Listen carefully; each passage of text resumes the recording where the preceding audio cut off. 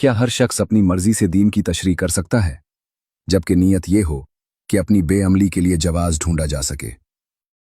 अमूमन इसके लिए कुरान की आयत की मनमानी ताबीर की जाती है।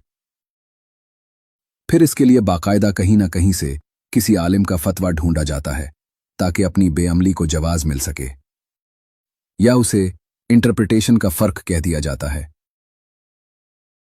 हालांकि अल्लाह ताला ने कुरान में फरमा दिया, लक़द अंज़लना आयातिन मुबय्यिनात, बेशक हमने वाज़ेह आयतें नाजिल कर दी हैं।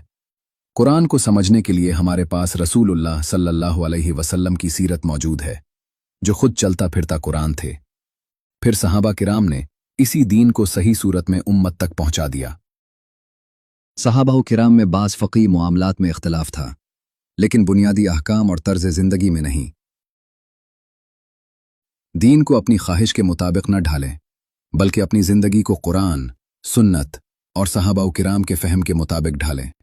बकौल अल्लामा इक़बाल, खुद बदलते नहीं, कुरान को बदल देते हैं। हुए किस दर्जा फ़क़ीहान हरम बेतौफ़ीक़।